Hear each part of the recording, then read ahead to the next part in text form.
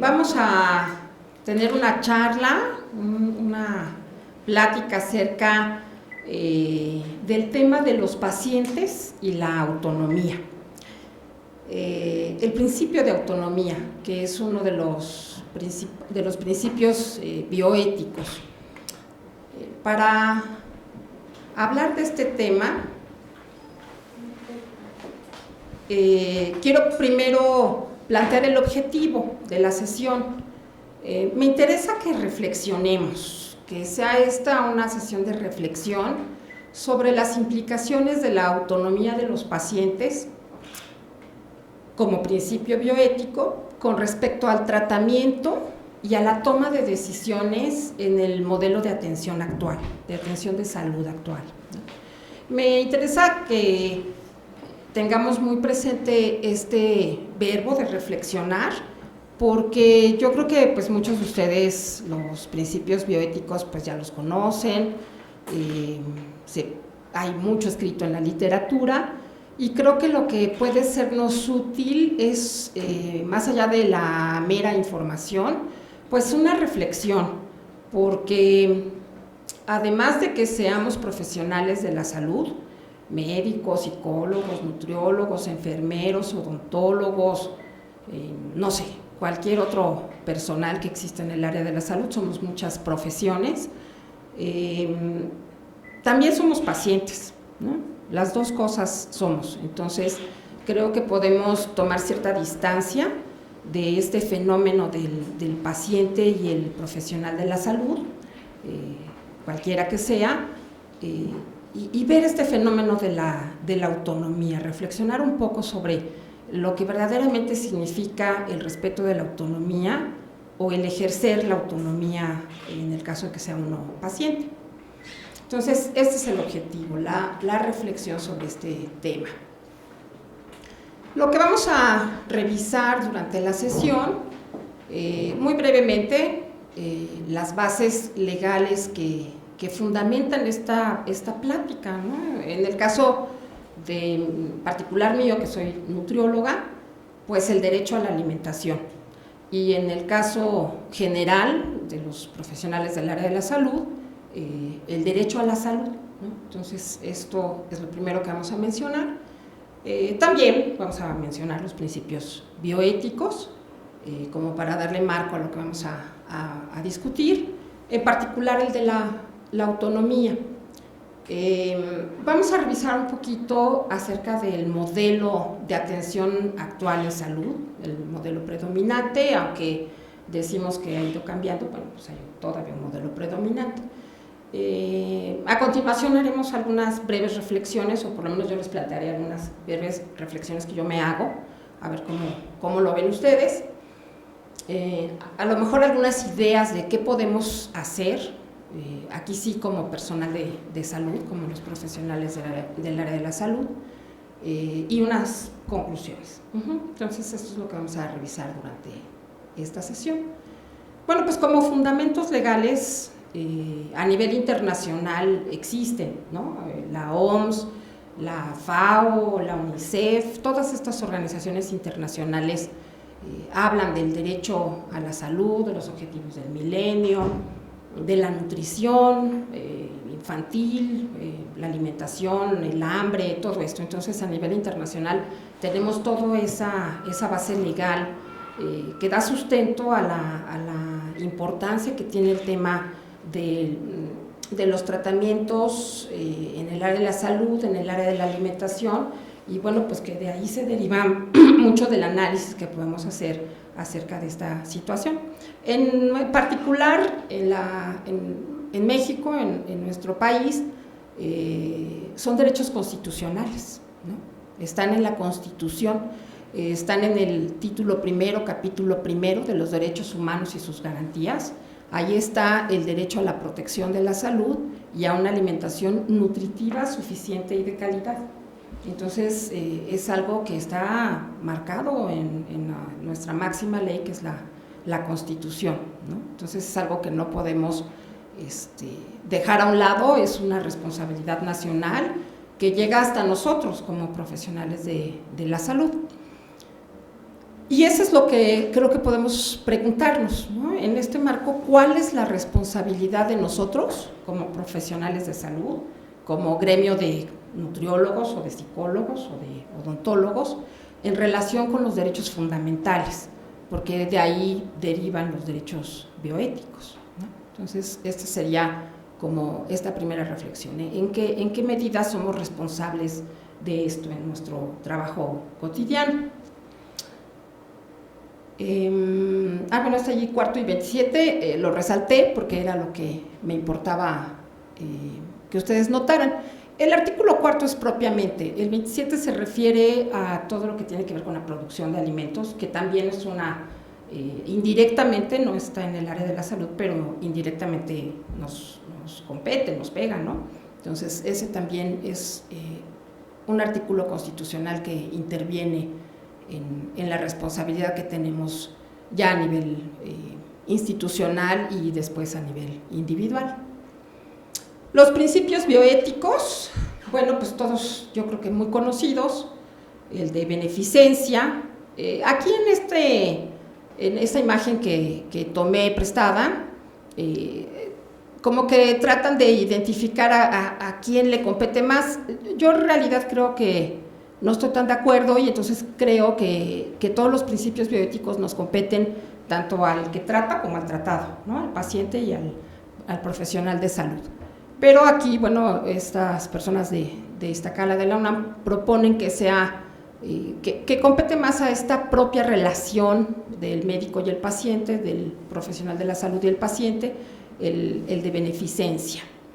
El de no maleficencia, de plano se lo dejan como responsabilidad al médico, al nutriólogo, a cualquier profesional de la salud. El de la justicia, bueno, pareciera ser que es como más una responsabilidad social que individual. Vamos a ver si es cierto, si ustedes piensan eso. Y la autonomía la descargan en el paciente, ¿no? Que también es algo que creo que tenemos que repensar, si de veras el paciente es el que es únicamente responsable de este derecho, de este principio bioético, o no tanto, ¿no? Pero esos serían los 4 principios bioéticos, bueno, pues hasta ahora como aceptados, ¿no? En los documentos que ya conocemos del informe Belmont, de los que posteriormente han estado hablando sobre estos principios bioéticos aplicados más a los tratamientos, no solo a la investigación en seres humanos. Vamos a ver si es cierto que solamente es del paciente. Me regresé, perdón. En cuanto a la no maleficencia, bueno, pues aquí puse yo en esta diapositiva que se refiere a evitar los daños físicos, incluyendo el dolor, la discapacidad y en el peor caso, pues la muerte, sin negar la importancia de los daños mentales o emocionales y las lesiones de otros intereses. En particular se enfatizan las acciones que causan o que permiten la muerte o el riesgo de muerte. Todos estos principios bioéticos, pues ya sabemos que fueron pensados, fueron generados por casos extremos, ¿no? Por los experimentos que fueron discutidos después de la Segunda Guerra Mundial con seres humanos en condiciones, pues francamente de abuso, y después en casos muy graves de vida o muerte, como selección de un órgano para trasplante, etcétera. Pero no solamente en esos casos aplica, ¿no? O sea, estos principios bioéticos los podemos aplicar no solo en situaciones extremas, sino en situaciones cotidianas. Entonces aquí la no maleficencia pues, se refiere más a no realizar acciones que sean dañinas para el paciente, pero dañinas puede ser, en esto de lo emocional, puede ser dañino algo que a lo mejor nosotros no consideramos como un posible daño. Por ejemplo, les puedo platicar que en mi área, en algún momento estábamos pensando cómo conocer un poco más acerca de la vida de los pacientes para poder tener mejores opciones de tratamiento, ¿no? de comprender mejor al paciente. Y entonces algunos de los médicos que trabajan con nosotros nos decía, bueno, pero hay que tener cuidado porque podemos recordar épocas que puedan ser peligrosas en el sentido emocional para los pacientes, recordarlas. Y bueno, sí podría ser porque en algunos casos nos ponemos en el caso más extremo, pues recordarle la muerte por hambre de algunos de sus hermanos, ¿no? En alguien que haya vivido una situación de pobreza muy grave. Y lo pensábamos en el sentido de contar con alguien que pudiera apoyarnos en ese aspecto si resultaba que pasaba eso. Entonces son cosas que a mí en ese momento como que me pareció, pues digamos como raro pensar en eso, pero sí puede suceder, ¿no? O por ejemplo, un caso más cercano que tengo, donde a un adolescente para hacerle una revisión en la espalda, lo desnudaron, ¿no? Sin preguntárselo, sin pedirle su opinión, sin que él supiera lo que iba a pasar. Y bueno, este adolescente pues tiene una opinión pésima de los médicos en general, ¿no? Lo extendió a todo el mundo porque fue tratado sin respeto, ¿no? Sin preguntarle si estaba de acuerdo a que lo ocultaran de esa manera, a que lo desnudaran en frente de varias personas. No solamente estaba la médica que lo estaba atendiendo, sino también estaba la enfermera y más gente, ¿no? Entonces este tipo de conductas por parte de nosotros, de los profesionales de la salud, pueden tener consecuencias que a lo mejor no reflexionamos, ¿no? O sea, pues es fácil desvestir a alguien porque se supone que pues un médico te desviste porque te va a revisar, ¿no? Pero no necesariamente hacerlo así es la mejor manera. A lo mejor sí tenemos que pensar en el respeto al joven, ¿no? O al niño inclusive. En fin, este principio bioético de no maleficencia, lo que quiero pensar con ustedes es que no solo se refiere a que realmente, digamos, le dejemos algo a la persona dentro de una cirugía, ¿no? Sino que realmente puede haber daños aparentemente menores, pero que estamos causándole al paciente. O decirle a una adolescente que está gorda, ¿no? En una época en la que estar gordo es una de las peores cosas que nos puede suceder porque hay una preocupación tal por el peso que puede ser peligroso para esa adolescente estar recibiendo tantos mensajes al respecto y le estamos causando un daño que no tendríamos por qué hacerlo, ¿no? Es peligroso ese tema también. Entonces, también en esos niveles creo que este principio bioético tenemos que tomarlo en cuenta. Y bueno, pues ya como en cosas muy concretas, pues sería no mate, ¿verdad? Un principio de no maleficencia, no cause dolor o sufrimiento a otros, no los incapacite, no ofenda a otros, no prive a otros de aquello que aprecian en la vida, ¿no? También esa puede ser una acción importante, como comentaba yo hace unos momentos fuera del video, acerca de la nutrición, ¿no? En el tratamiento de los pacientes, que podemos pensar fácilmente que pueden desayunar, no sé, cereal con fruta y cenar ensalada de lechuga con atún, pero si es una persona que está acostumbrada a comer un pan dulce durante toda su vida, pues ahí no sé si estamos privando a otros de aquello que aprecian la vida, porque la alimentación es algo que uno aprecia mucho, ¿no? Uno desayuna, come y cena, y bueno, aprecia uno la comida, los hábitos que le enseñaron a uno cuando era niño, es muy difícil modificarlos porque son cosas que tienen significados emocionales. Entonces a lo mejor podemos reflexionar un poquito los nutriólogos al respecto y decir, bueno, pues a lo mejor sí se puede comer un pan dulce y yo veo como profesional de la salud cómo le hago para ajustar el resto de la energía de un modo que permita eso. El de beneficencia. El de no maleficencia, de plano se lo dejan como responsabilidad al médico, al nutriólogo, a cualquier profesional de la salud.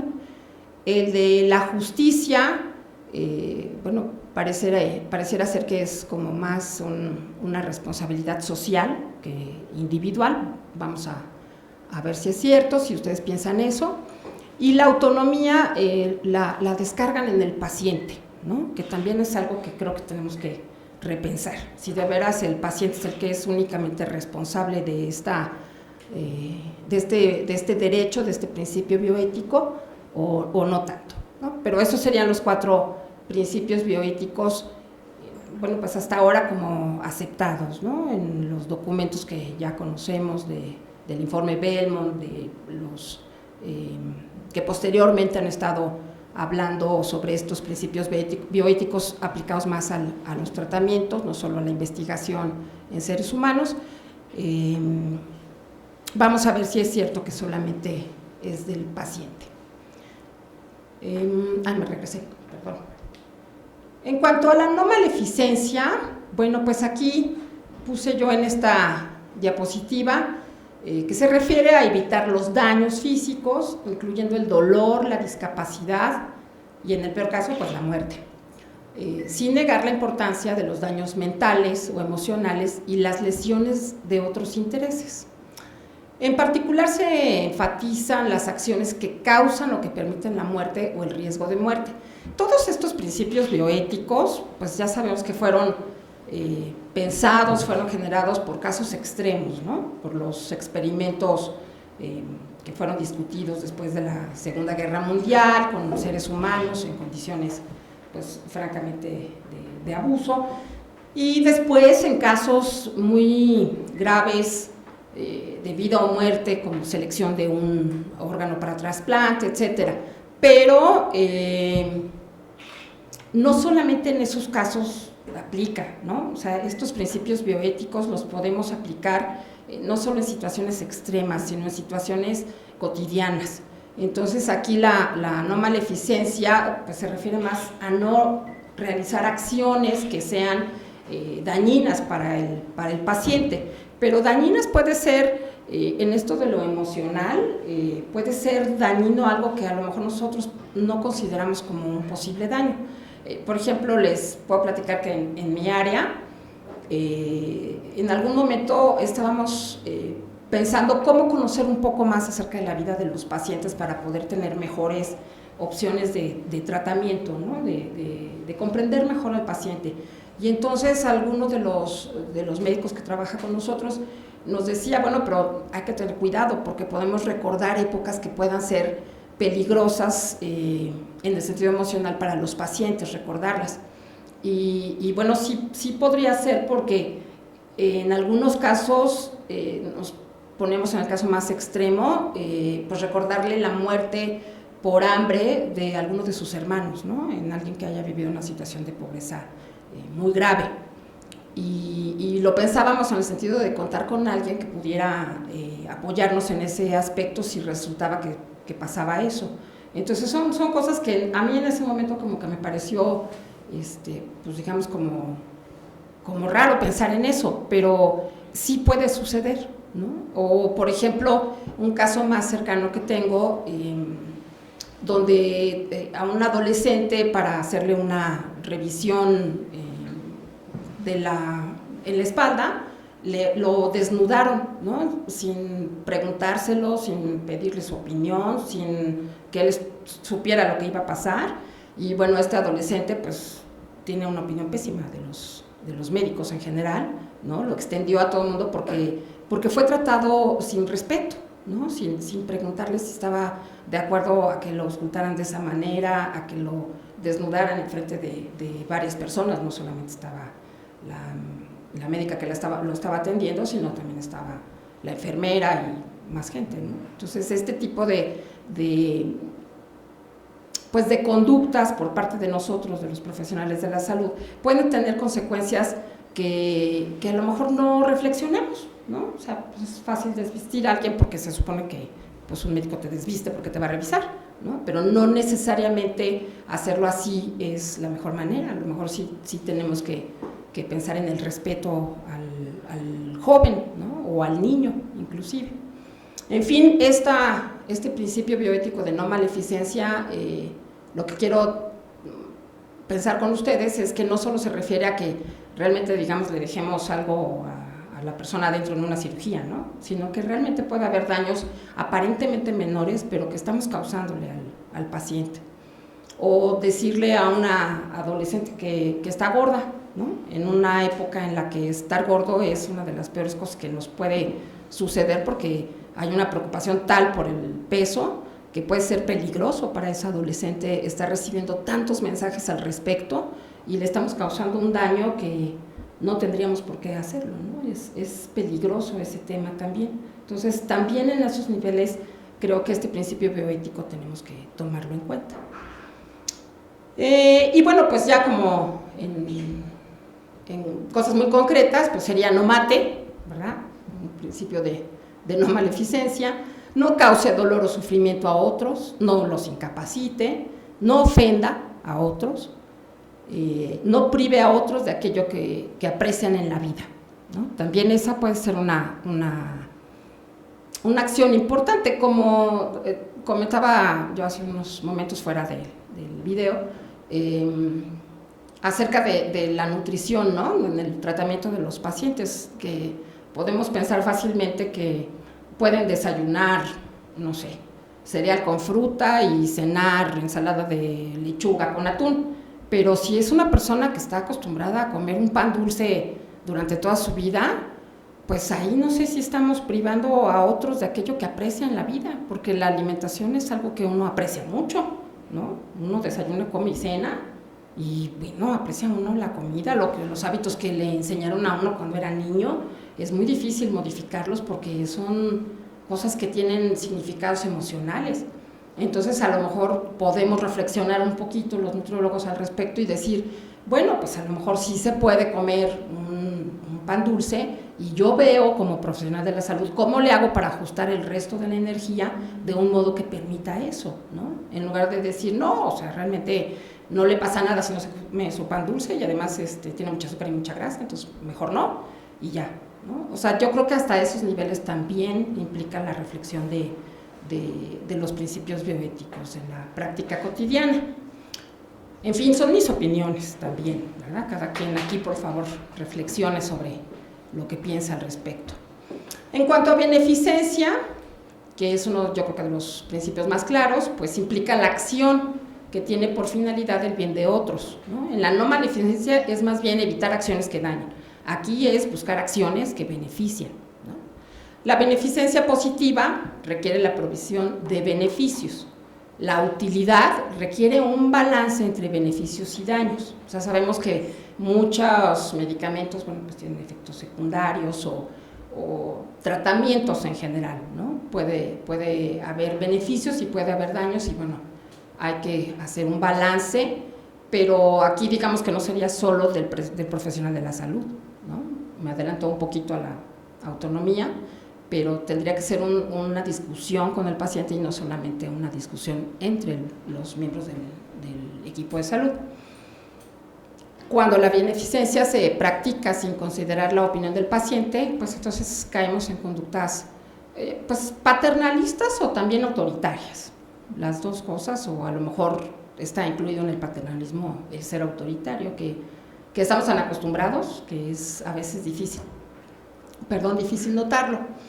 Entonces, bueno, como asuntos muy prácticos, pues proteger y defender los derechos de los otros, prevenir el daño que pueda ocurrir a otros, quitar las condiciones que causarán daño, ayudar a personas con discapacidades y rescatar a personas con peligro, ¿no? Por ejemplo, esa imagen de la persona que le están poniendo este aparato para poder oír mejor, bueno, pues es un beneficio para la persona, ¿no? Entonces, como que es en ese sentido.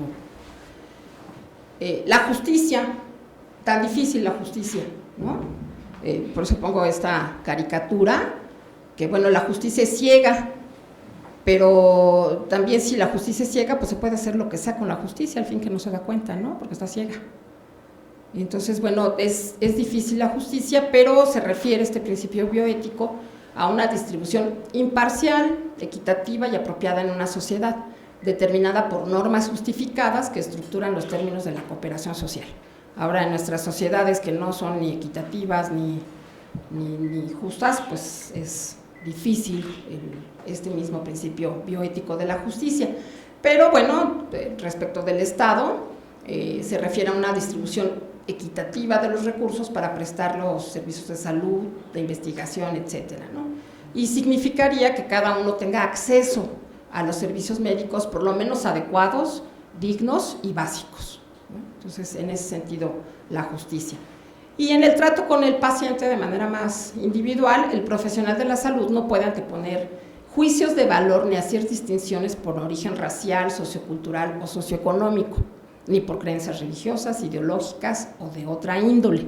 Esto también es un principio que parece muy sencillo, pero no es tan fácil de manejar, y en realidad pues no se respeta tanto tampoco, ¿no? O sea, yo he estado en algún hospital en donde a los pacientes de origen indígena o muy humildes les hablan de tú, ¿no? Y a los pacientes pues de mejores recursos económicos, más elegantes, les hablan de usted, ¿no? Y desde ahí pues ese es un principio bioético que a lo mejor puede parecer como muy intrascendente, pero el que es objeto de ese trato no lo siente tan intrascendente, ¿no? O sea, ¿por qué le habla de tú a una persona que llega con rebozo? Pues es lo mismito que una señora que llega muy bien maquillada, ¿no? Entonces, bueno, ese trato es un juicio de valor finalmente, y está haciendo una distinción de origen racial o socioeconómico. Entonces, esto también tiene una implicación muy práctica para todos los profesionales de la salud. Claro que también aquí se presenta esta situación de que, bueno, yo tengo ciertas creencias y el paciente tiene otras creencias, ¿no? Entonces, a lo mejor puede haber contraposición en ellas, pero bueno, yo de todos modos tengo la posibilidad de trasladar este paciente a otra persona que no esté en contraposición con sus creencias religiosas, ¿no? De modo que pueda haber respeto a las diferencias que tenemos con los pacientes. Tampoco puede uno exigirle al personal de salud que se adapte a las creencias del paciente, puede ser que no, pero sí de aceptar que me está pasando esto y que puedo transferirlo con alguien con quien no se contraponga, ¿no? Entonces, bueno, este sería brevemente el de justicia. El de autonomía, que es el que más es objeto de nuestra plática, pues se refiere al respeto debido a los derechos fundamentales de la persona, incluido el de autodeterminación, ¿no? Se inspira en la máxima de no hacer a los demás lo que no quieras que te hagan a ti, y es un respeto mutuo. En este principio de autonomía se basa sobre todo la alianza terapéutica entre el personal de salud y el paciente, y el consentimiento informado en las pruebas diagnósticas y en los tratamientos. Forma parte integral de la beneficencia y está al servicio de este principio bioético. Este es un principio que aparentemente pues también es como fácil respetar al otro, pero hay mucho que decir al respecto. Por ejemplo, la pregunta que le está haciendo en la caricatura la paciente al médico en este caso, que leyó sobre algún medicamento y que si ella se lo podría tomar. En esta época del internet, creo que todo el personal de salud se queja, nos quejamos, ¿no? Porque todo el mundo pues ya sabe, entonces dice uno, bueno, pues si ya usted lo leyó, ya lo revisó, pero es todo el derecho del paciente, ¿no? Todo el derecho del paciente, pues yo leí, yo vi, ¿no? Y yo creo que el personal de salud tenemos que aceptar que las cosas pues han cambiado, que los pacientes han cambiado y que tenemos que dialogar en ese plano. A mí justo me acaba de suceder, ¿no? Que mi hija tuvo un problema, un herpes zóster, y bueno, por supuesto mi marido y yo ya lo habíamos leído en internet y pues, llegamos con el médico y le dijimos, yo creo que tiene zóster, ¿no? Y entonces el médico es amigo nuestro y nos dice, no, bueno, pues ya se diagnosticaron y ya hasta el tratamiento han de traer, ¿no? Y bueno, porque es amigo, pero sí nos consta que hay personal de salud que se molesta cuando eso sucede y no tienen por qué molestarse, ¿no? A lo mejor uno tiene una información de muy mala calidad porque pues uno no es ese profesional de la salud y a lo que accede es a calidad de información muy baja, pero es mi derecho de todos modos, ¿no? Entonces eso creo que es algo que sí como profesionales de la salud tenemos que entender. A los nutriólogos nos pasa todo el tiempo, o sea, todos sabemos sobre alimentación a fuerza, porque vivimos y entonces hemos comido y por supuesto tenemos nuestra información. Cuando no es la mía, entonces digo que son creencias, cuando son la mía es mi información científica, ¿no? Pero toda esa información realmente. Entonces ese diálogo no estamos acostumbrados. y creo que es la base del principio de autonomía, ¿no? El aceptar que el paciente tiene información, tiene su propia postura ante las cosas y no está mal, ¿no? Eso es muy frecuente en los nutriólogos que nos dicen los pacientes, o se dice del paciente, es que no saben comer o no sabemos comer. Con mucha frecuencia yo oigo que la gente dice eso, es que no sabemos comer. Y yo realmente digo, pues si no supiéramos comer ya estaríamos muertos, porque no es posible que de veras no sepas comer y estés vivo. Entonces sí sabes comer. A lo mejor hay ciertas cosas que hemos perdido, eso sí estoy de acuerdo, porque sí se rompieron ciertas formas de transmisión de la información en los cambios sociales que hemos vivido, ¿no? Las mujeres cambiamos de rol y ese espacio de la preparación de los alimentos sí se quedó un poquito suelto o mucho suelto. Nadie lo ha retomado. O sea, si no somos las mujeres que cocinamos lo que más o menos se puede rápido, y entonces también empezamos a tener problemas, de qué elegir, porque para que sea rápido de repente no es tan bueno, o nadie más lo toma. O sea, ¿cuántas familias hay que cocina la abuela o la tía o nadie? Y entonces come uno, hoy bisteces con limón y mañana bisteces con mostaza, y el siguiente día pescado con limón y el otro pescado con mostaza, ¿no? Y ensalada de lechuga, ¿no? Eso nos pasa. Entonces sí hay esta pérdida de información que yo siento muy, muy peligrosa, sobre todo en las mujeres jóvenes, o en los hombres jóvenes, también para no tener problemas de género, que sí es grave porque ante la falta de un aprendizaje previo donde te decían, se come una sopa, un guisado, frijoles, tortillas, agua de fruta sosola y un postre, una guayaba en almíbar, ¿no? Ante esa información que se transmitía y que esa era la lógica de la comida, de repente podemos caer en nada más comer un solo plato, porque es más rápido, ¿no? O qué elijo de las 50 marcas que tienen una variación en cada una de ellas, ¿no? Una le puso más vitaminas, la otra le puso ácido fólico, la otra le puso o le quitó colesterol y todo. Entonces, ¿qué elige uno, no? Ahí sí puede haber un problema, yo creo, de dificultad para elegir, porque se perdió esa tradición. O sea, por ejemplo, en mi caso, en mi generación todavía, yo aprendí a cocinar con mi mamá. Entonces ella me decía que tenía que hacer la sopa de tal modo y que luego tocaban las verdolagas con carne de cerdo y que luego tocaba un poco de frijoles y entonces yo repito, pero cuando no aprendí eso, entonces ¿qué hago? ¿No? Ahí creo que puede ser un problema de información. Ahí a lo mejor es el área de oportunidad del nutriólogo, pero no podemos decir que no sabe la gente qué comer, ¿no? A lo mejor las condiciones han determinado ciertas situaciones que no son las más convenientes, pero por supuesto saben las personas, ¿no? Todos sabemos de eso. En fin, entonces, bueno, aquí estaría la posibilidad de diálogo entre el paciente y el personal de salud.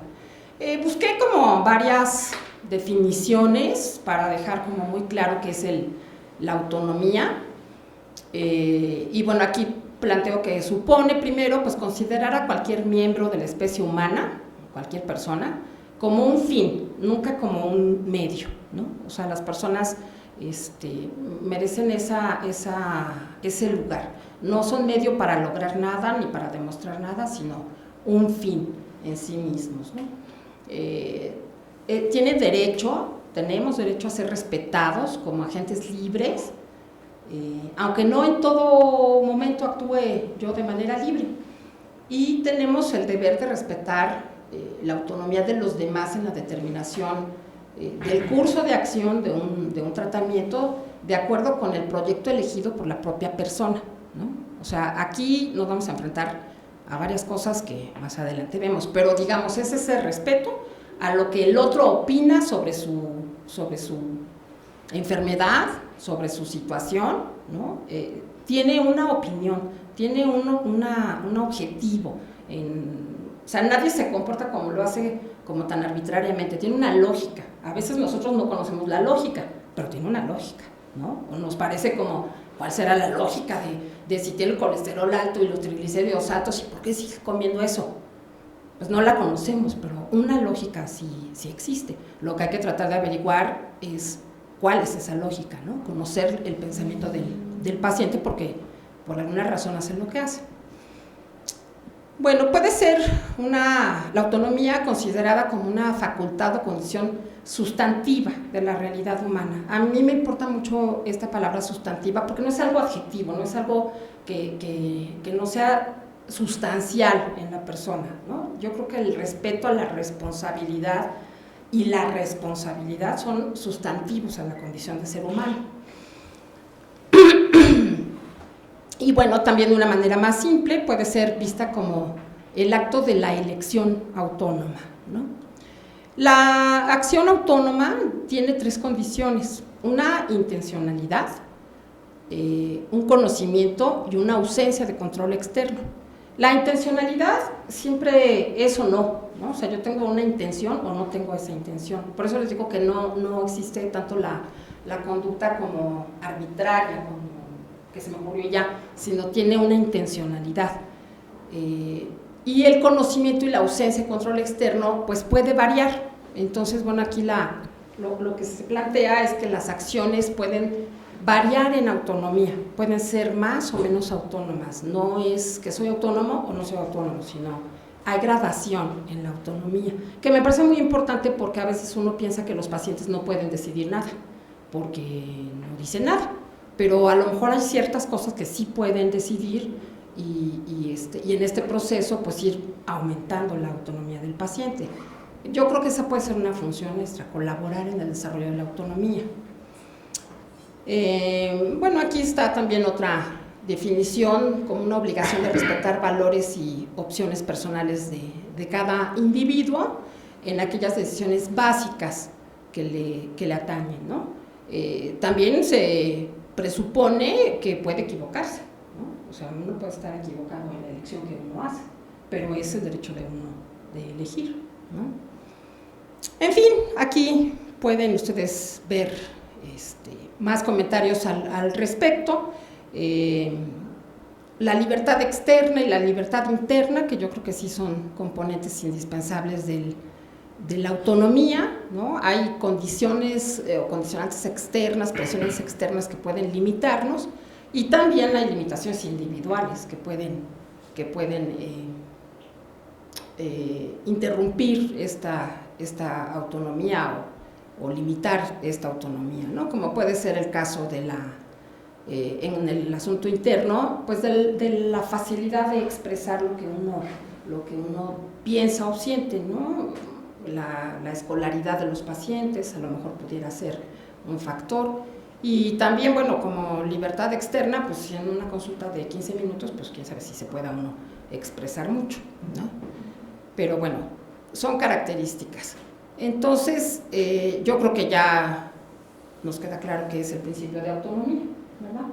¿No? Es el respeto a que la persona pueda tener sus propios puntos de vista, tomar sus propias opciones y actuar de conformidad con su escala de valores personales.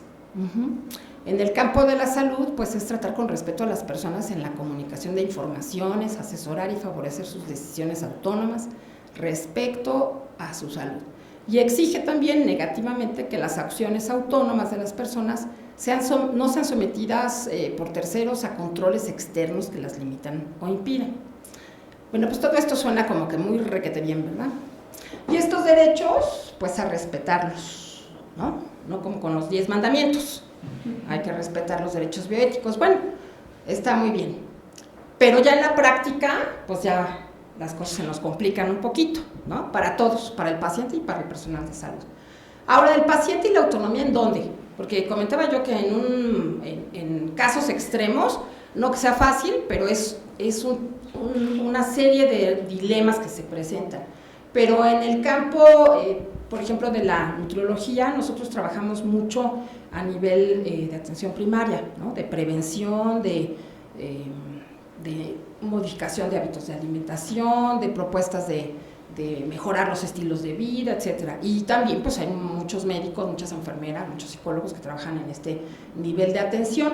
Entonces yo creo que se ha desarrollado más esta discusión sobre la autonomía como en casos muy extremos que en estos casos más sencillos, por decirlo, ¿no?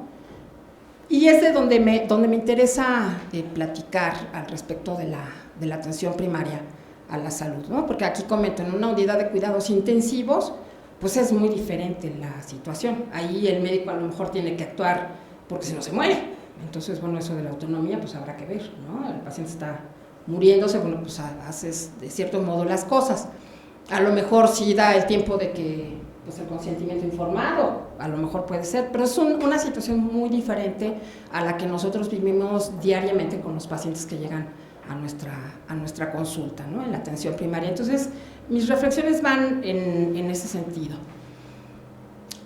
En primer lugar, ubicar este principio de la autonomía, pues en los modelos de atención a la salud, ¿no? Yo creo que aquí está mucho de la clave de la cuestión, porque vivimos en un modelo biologicista, lo que importa es el páncreas y no la persona con su páncreas, ¿no? Entonces, está muy centrado en la enfermedad, es paternalista, la diferencia de poder, porque pues, en todo se manifiesta esto, es tremenda entre el personal de salud y el paciente, ¿no? Y ya es asumida tanto por el paciente como por el personal de salud. Yo cuando soy paciente, regreso a la casa y me dice mi marido, ¿y no le preguntaste esto? ¿Y no le preguntaste aquello? No le pregunté nada. A mí me dijo que hiciera y aquí traigo mi receta, ¿no? O sea, se me olvida a mí también que yo puedo preguntar y que tengo dudas y pues no, sí doctor, sí, cómo no, yo aquí voy a hacer lo que usted me dijo, ¿no? Entonces, como pacientes y como personal de salud, en este modelo, pues no es fácil que uno lo diga, ¿no? Y entonces, bueno, pues creo que a muchos nos puede pasar eso, ¿no? Creo yo. Entonces, bueno, este es el modelo que yo veo que existe.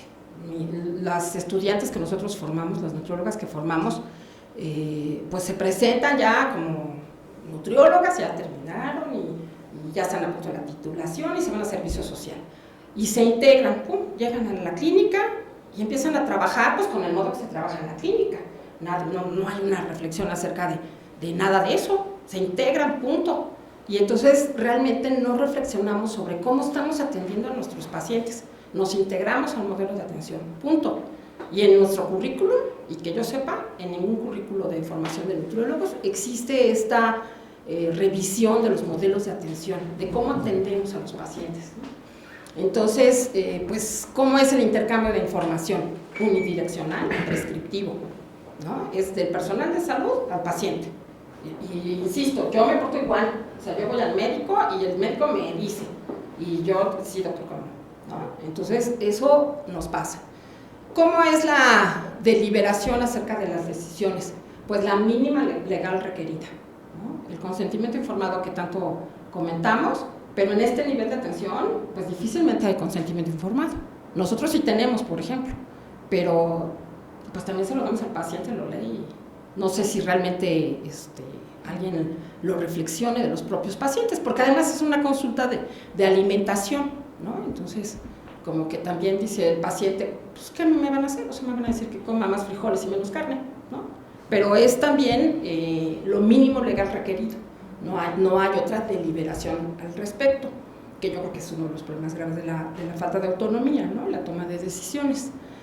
¿Quién decide? Pues decide el profesional de la salud, ¿no? Nosotros decidimos qué come la persona y a lo que nos dedicamos es a buscar maneras de convencer a las personas para que hagan lo que nosotros decimos, porque creemos que es lo que es bueno. Digo, no es porque queramos manipularlos, sino porque la evidencia científica dice que menos carne, más leguminosas, que menos grasas, que menos hidratos de carbono. Eso dice la evidencia científica, porque así trabajamos, ¿no?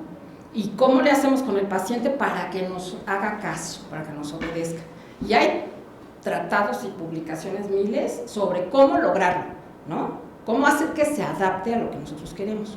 Y yo realmente creo que eso no nos va a llevar muy lejos, ¿no? Pero así se trabaja. En un modelo más biopsicosocial, más centrado en el paciente, donde lo que nos importa es el paciente y no solamente su páncreas, ¿no? Pues ahí podemos plantear un intercambio de información más bidireccional, ¿no? Como estoy centrada en el paciente, quiero saber qué le pasa al paciente, cómo percibe su enfermedad, qué problemas le ocasiona, qué cree que se lo desencadenó, ¿no? Analizar toda esa información que me va a permitir hacerle mejores sugerencias. Yo me adapto más al paciente. Siempre lo intentamos, ¿no? Como nutriólogos siempre decimos, le voy a preguntar cómo come para que yo me adapte más o menos a sus horarios y más o menos a sus gustos, pero es relativo en realidad, ¿no? Entonces, bueno, se plantea esta bidireccionalidad en el intercambio de información entre personal de salud y pacientes. La deliberación, ¿cómo decidir el tratamiento?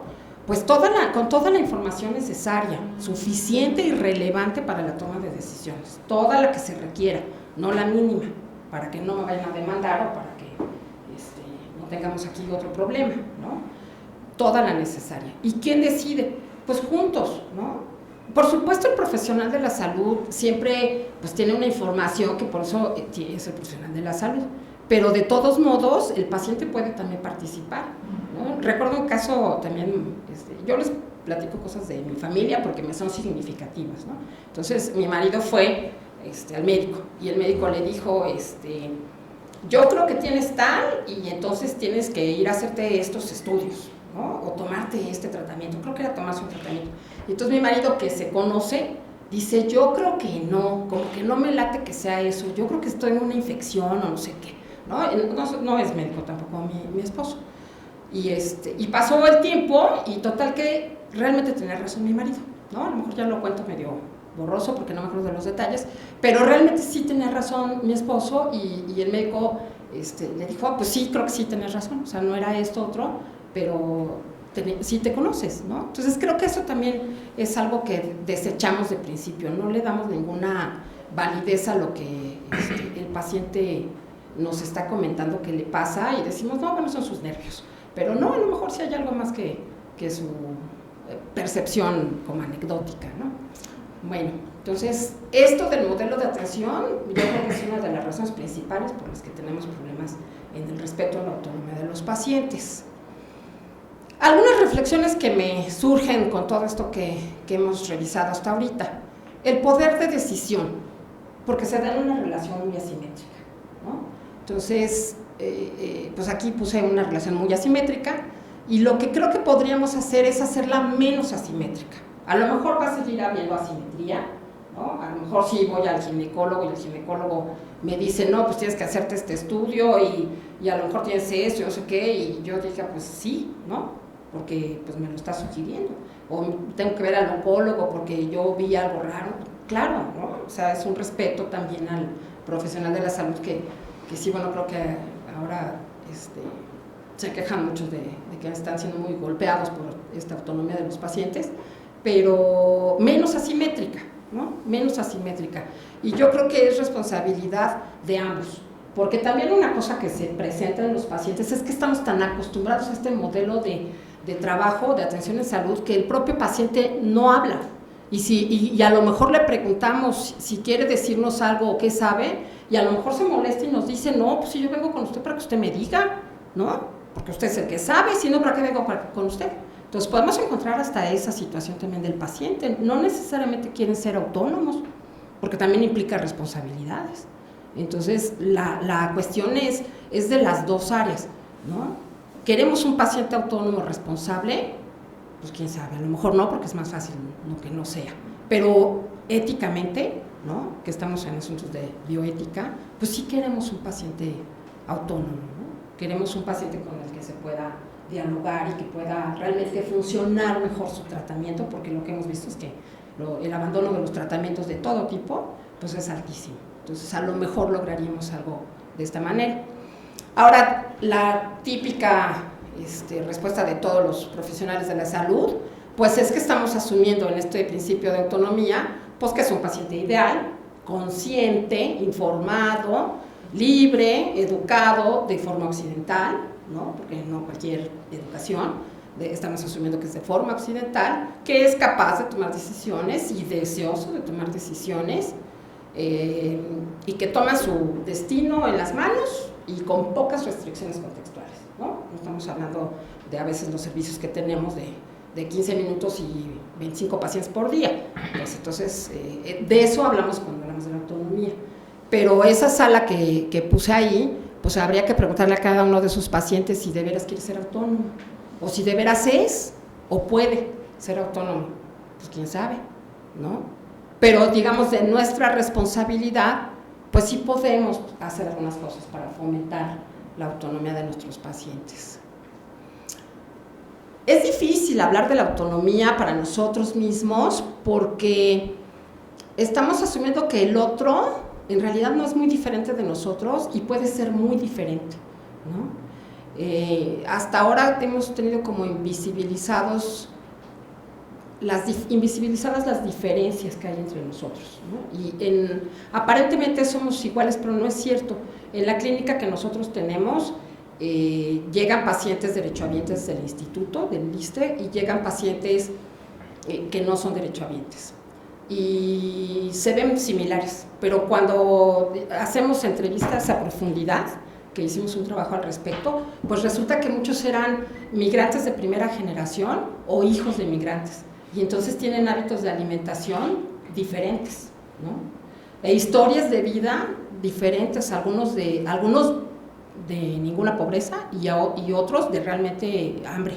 Entonces, y con creencias y con conocimientos distintos porque vienen de regiones diferentes. Entonces, esta diferencia que hay entre los pacientes, que no la vemos cuando no hablamos con cada uno de ellos a profundidad, pues nos hace pensar que todos son iguales, pero no es cierto, ¿no? Entonces, metí este tema de los derechos culturales porque me parece que está en el fondo de esto de la autonomía, ¿no? Los derechos culturales, se habla ahora de ellos, sobre todo con respecto a los pueblos originarios, ¿no? Entonces, bueno, en la Declaración de Friburgo en 2007, que creo yo que no es mucho tiempo, el término cultura fue definido como que abarca los valores, las creencias, las convicciones, los idiomas, los saberes y las artes, las tradiciones, instituciones y modos de vida por medio de los cuales una persona o un grupo expresa su humanidad y los significados que da a su existencia y a su desarrollo. Entonces, aquí resalto los saberes porque todos los grupos de pueblos originarios tienen saberes diferentes a los occidentales. El saber occidental es uno, que los europeos y los norteamericanos y nosotros estamos tan convencidos de que es el saber, que estoy segura que van a decir ahorita algunos que estoy mal, ¿no? Pero existe, no me lo inventé. Hay derechos culturales y el saber es un derecho cultural. Yo tengo el derecho cultural de que sea reconocido mi saber, ¿no? Aunque no sea el occidental, y eso nos complica más las cosas. Entonces, bueno, un derecho cultural pues es comerse eso, unas albóndigas con calabacitas, un caldo de verduras con carne y frijoles. Entonces, mi derecho cultural dice que tengo la libertad de ejercer las propias prácticas culturales y de seguir un modo de vida asociado a la valorización de los recursos culturales, en particular en lo que atañe a la utilización, producción y difusión de bienes y servicios. Entonces, mi saber y mis prácticas culturales son mi derecho. Yo tengo derecho a que se me respeten esas, ¿no? Ahora, ¿cómo se contrapone o se dificulta con el respeto a la autonomía de la persona? Si yo soy profesional de salud, me han insistido muchísimo en que trabaje con evidencias científicas, ¿no? Y hay hasta quien propone que si no hay evidencia científica en el tratamiento es una falta de ética. Pero eso está desconociendo los saberes culturales de los otros pueblos. No, o sea, los occidentales no reconocen la sabiduría ni de los chinos, ni de los hindúes, ni de los mayas, ¿no? Es nada más la de ellos. Entonces eso nos complica mucho el enfrentar esto porque, bueno, al final de cuentas tenemos una persona aquí enfrente que me dice que toma té de estafiate. No sé para qué sea el té de estafiate, pero se lo toma y es parte de su tratamiento porque su mamá se lo tomó cuando tenía eso y su abuela se lo tomó cuando tenía eso, ¿no? O se comió tal cosa porque eso era para las embarazadas, que los fríos y los calientes, ¿no? Todas esas cosas que decimos muy de pasada, pero que son importantes para las poblaciones que lo vivimos, y me incluyo yo porque por supuesto me tomo mi té de jengibre cuando tengo tos porque es maravilloso, ¿no? Entonces, muchas de estas cosas no están estudiadas, no es que no sean verdad, no están estudiadas y además responden a un saber diferente. El saber occidental es científico, pero los otros saberes no necesariamente son científicos, pueden ser ritualistas y son saberes, ¿no? Y culturalmente no los aceptamos, estamos realmente muy acostumbrados a rechazar todos los saberes y ahí se nos presenta un problema para el respeto de la autonomía del otro, porque el otro va a presentarnos saberes culturales que no son los occidentales necesariamente, porque tenemos una población de pueblos originales altísima, ¿no? Altísima, que no nos damos cuenta porque se invisibiliza de repente con los modos y la ropa, pero está presente en nuestros pacientes. Y sobre todo, pues me imagino, si nos están viendo de otro lugar del país donde haya zonas indígenas, pues lo viven muy de frente, ¿no? Entonces, esta cuestión de los derechos culturales, de la interculturalidad, creo que se presenta fuertemente en la dificultad de vivir diariamente el respeto a la autonomía. Entonces, bueno, en el campo del saber se descarta el saber de los pueblos originarios y se fija el conocimiento occidental, propiamente eurocéntrico, como única perspectiva de conocimiento. Nosotros mismos eso pensamos, ¿no? Este discurso crea la idea de un conocimiento deslocalizado y abstracto. O sea, nosotros de repente, cuando yo oigo hablar de que la dieta mediterránea, ¿no? O sea, fui a una plática y de veras me salí, porque era un chileno que la dieta mediterránea, y entonces eso, lo que corresponde a la Secretaría de Salud en Chile, pues eso iban a trabajar, porque la dieta mediterránea era maravillosa. Y entonces yo realmente digo, bueno, pues será maravillosa, pero ¿por qué tenemos que usar la dieta mediterránea y por qué no usan ellos la dieta inca o chilena o lo que sea, ¿no? Porque estamos tan acostumbrados a que ese conocimiento es el bueno, que entonces lo queremos siempre copiar, pero no puede ser, porque no pertenece a nosotros, ¿no? Entonces, en realidad, son inventos fracasados, pero eso hacemos, ¿no? La soya también, o sea, el frijol a lo mejor no ha sido tan estudiado como la soya, pero es otra leguminosa muy similar. Entonces, a lo mejor lo que tenemos que hacer es estudiar más el frijol y promocionarlo tanto como la soya, porque el frijol ya lo comemos. ¿Por qué tenemos que consumir un producto que no se come, que no se produce en nuestro país, ¿no? Pero todas estas cosas, pues tienen que ver con eso, ¿no? Y tiene que ver con la autonomía del paciente al final de cuentas. Entonces, bueno, es creído como universal y como el único válido, ¿no? Como el único válido. Eso creo que es lo que a mí me preocupa de no tomar en cuenta este otro saber de la población, de los pacientes, porque ¿cómo lo vamos a respetar si lo consideramos equivocado, que no es cierto que sea un conocimiento, sino que son supersticiones, creencias, que en realidad no sirven? ¿Cómo vamos a hacer a respetar la autonomía de ellos? ¿No? O sea, complica respetar eso. Pero bueno, ¿qué podemos hacer para promover la autonomía, el respeto a este principio bioético? Considerar a cada paciente como ser único, eso podemos hacerlo, ¿no? Eso sí está en nuestras manos. Tenemos posibilidad de tener una actitud de escucha activa, abierta hacia la expresión de sus sentimientos, una respuesta a sus miedos, a sus percepciones, a sus expectativas también. A un paciente al que se le diagnostica diabetes y entra en un duelo terrible porque perdió la salud, ¿no? Y entonces hay que hacer algo con esa situación emocional del paciente, que aunque a lo mejor yo la veo diario, pues al paciente no diario le dijeron que tenía diabetes. Yo le digo diario a alguien, pero el paciente no, ¿no? Entonces entra en un duelo intenso, con muchas reacciones de enojo, de negación, todo eso. Entonces hay que tomarlo en cuenta. La comunicación centrada en el paciente, desarrollar habilidades de comunicación creo que nos hace mucha falta. A lo mejor podemos lograr que el paciente perciba que ha encontrado puntos comunes con el médico, con el nutriólogo, con el enfermero, etcétera. Hacerles saber que sus molestias y preocupaciones han sido evaluadas, que se han sido tomadas en cuenta, que la experiencia de su enfermedad ha sido explorada, ¿no? O sea, que realmente nos importa el paciente, ¿no? Que no es nada más el páncreas, sino que sí de veras nos importa que es una persona con diabetes, ¿no? Aunque estemos muy acostumbrados a verlos, ¿no? Esta comunicación centrada en el paciente requiere que el nutriólogo, el médico, quien sea, disponga de una serie de competencias comunicacionales que le permitan conocer tanto la perspectiva del paciente respecto a su enfermedad, como las posibilidades de comprometerlo en su abordaje activamente. A lo mejor no 80%, no, pero sí poco a poco. Hay ciertas cosas que un paciente sí puede hacer y es muy importante que lo logre, porque entonces va a poder ser responsable de su tratamiento. Si siempre permanece responsable, como si yo fuera el responsable de su tratamiento, pues lo voy a tener regresando y regresando y regresando sin hacer nada, ¿no? Y perpetuamos esta idea del profesional de salud que regaña y regaña y regaña, porque el otro no hace. Pues no tiene ningún sentido eso, ¿no? Entonces, que el propio paciente logre irse responsabilizando. Aquí brevemente, identificar y comprender los problemas, ¿no? Explorar las emociones, sentimientos que el síntoma, el proceso o la propuesta de tratamiento provoca en el paciente, explorar las expectativas que el paciente tiene, exponer las posibles opciones para el diagnóstico y tratamiento.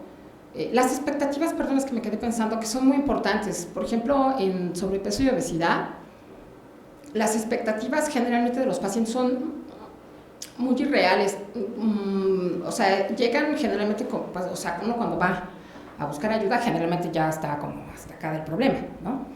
Y entonces uno puede tener unas expectativas de que va uno a disminuir de peso, no, bueno, o sea, 15 kilos en 3 meses, ¿no? O 5 kilos en 3 meses, pues no, o sea, no necesariamente. Entonces eso creo que sí es muy importante que se platique con los pacientes, ¿no? Cuáles son sus expectativas, qué suponen ellos y qué de veras es más probable que suceda. Eso creo que es importante. Informar sobre las distintas opciones también, ¿no? Permitir y buscar que el paciente haga preguntas.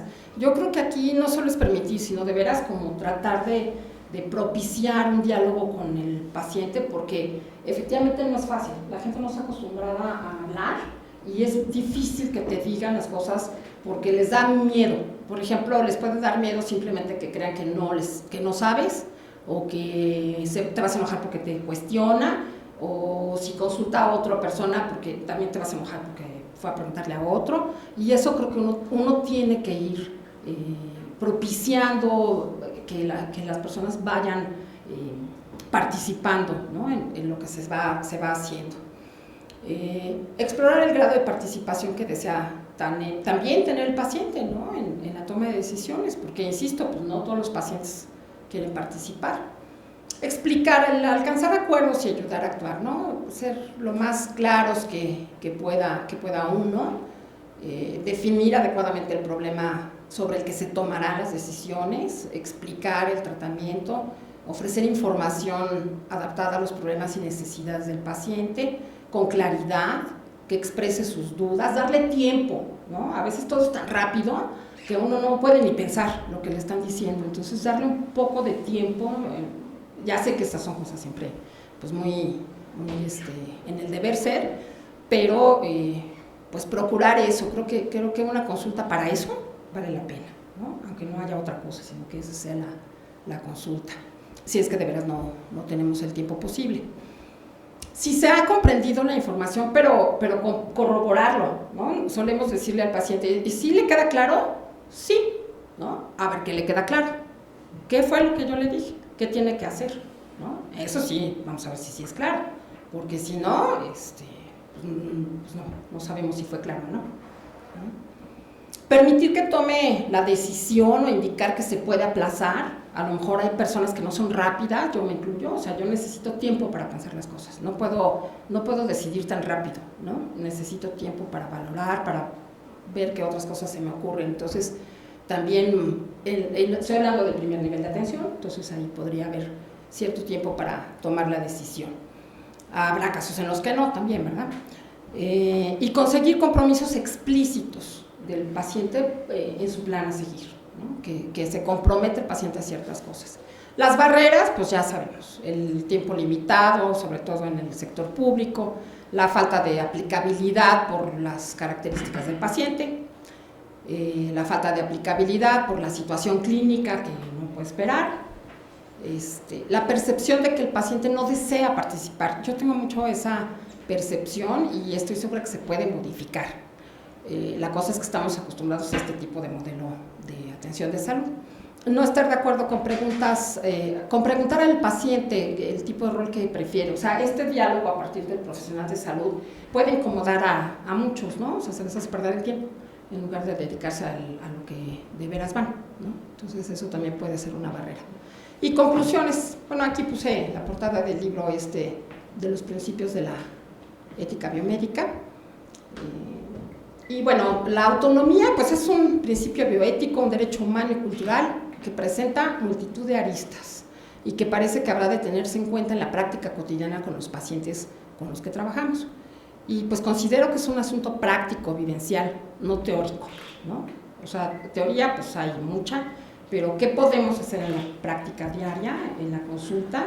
Pues también sí podemos hacer muchas cosas, ¿no? En la búsqueda pues de la salud, porque es un derecho bioético, pero creo que también es una posibilidad de que los pacientes se adhieran a los tratamientos de mejor manera y cuiden mejor su salud, pero no porque sean los culpables de sus enfermedades, ni mucho menos, ¿no? Que también a veces se habla así, sino porque pues, son los que pueden hacerlo, ¿no? Es el responsable de su propia salud y es un derecho poder hacerlo, ¿no?